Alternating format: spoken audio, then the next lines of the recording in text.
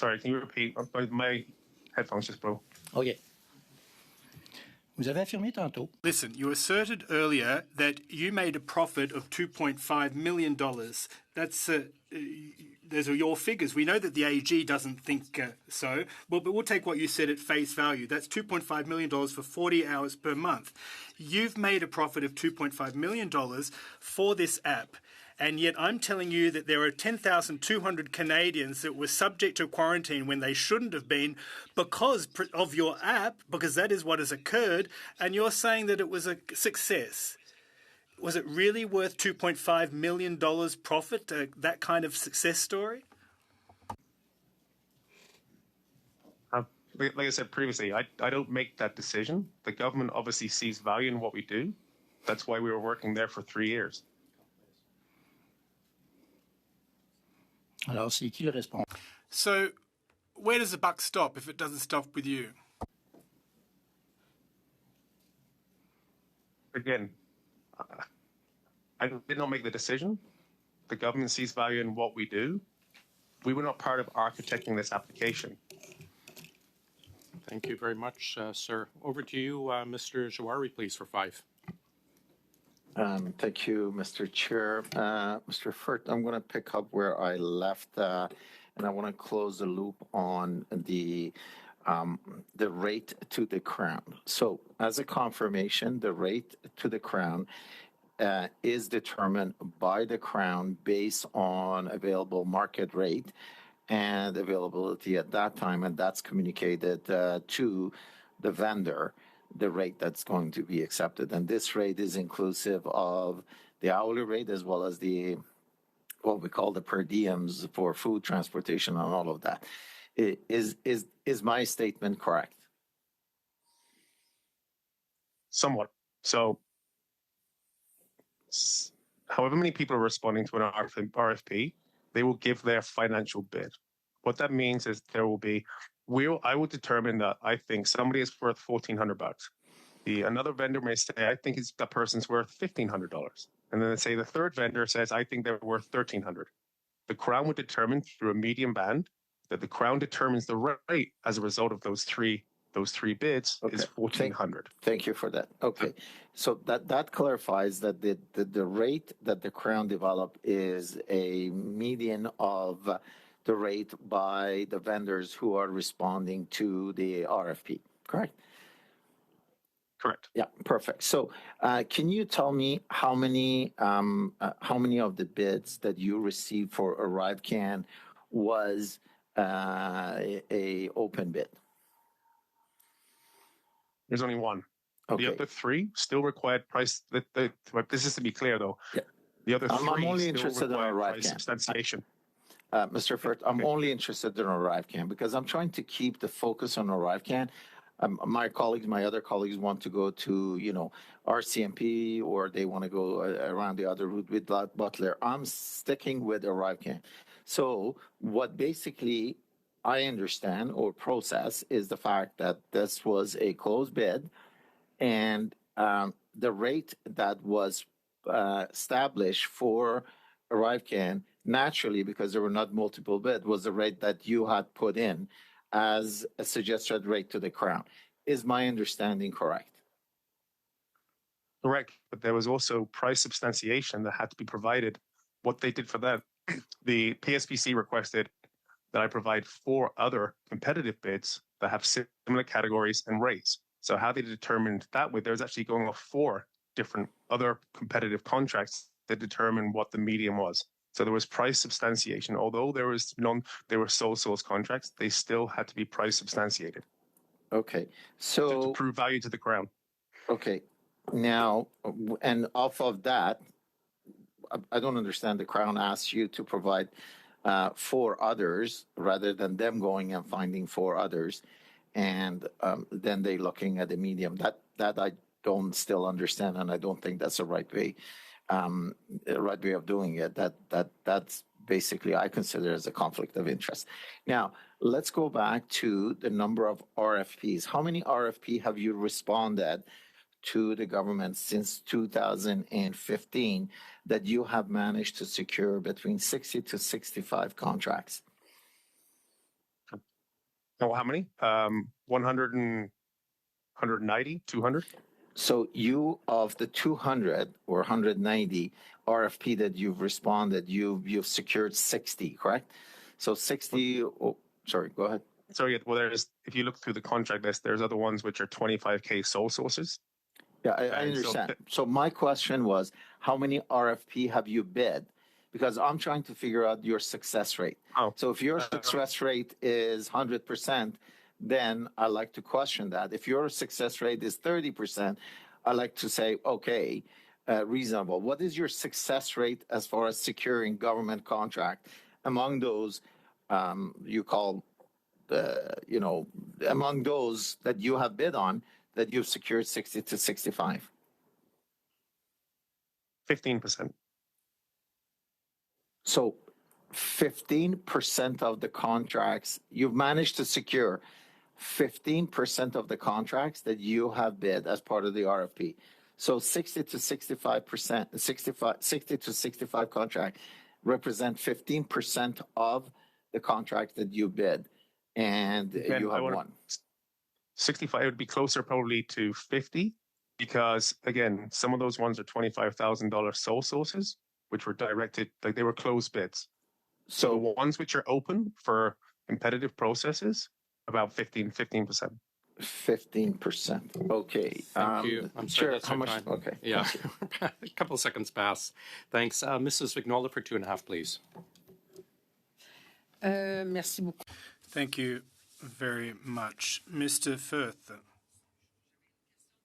I had a question earlier about the Dalian invoices, and you confirmed the name of the individual, Mr. Ms. Huspith, CBSA. Now, should it be my understanding that that individual was working for you as a subcontractor and at the same time was wearing another hat working for CBSA during the same period? I think he was working for me as a subcontractor to CBSA. It's the same thing. OK, donc il travaillait comme sous-contractant. So he was a subcontractor for CBSA as the same time as being a subcontractor for you in relation to matters concerning CBSA? Is that correct? I'm sorry, I don't understand the question. OK. Donc, je vais essayer de... I'll try and sum up what I was trying to say. The invoice that we saw was Dalian.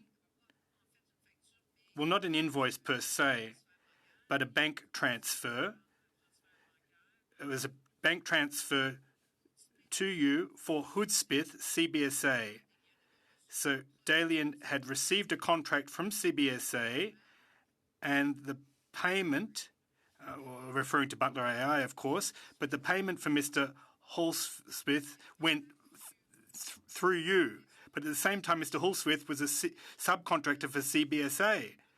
So do you understand the line in the sand that I'm trying to make? Because he was wearing two hats. He was a subcontractor in two places and yet for the same department at the same time. Yeah, sorry, without having that information in front of me, it doesn't seem possible because CBSA has a rule where you can only be on one task or authorization. That's how to eliminate that from happening, that you can only be on one task authorization at the same time. The only thing I could think of that could have happened was maybe there's a delay in billing, but again, CBSA are pretty good. They make sure that there's only ever one person, Okay. their name's on one task authorization. Donc, une autre chose à vérifier, un autre... So one more thing to check. That individual was thereafter transferred to the Public Health Agency of Canada. So there was a transfer that occurred, but that was only by way of chance. Correct, please, for 2.5, sir.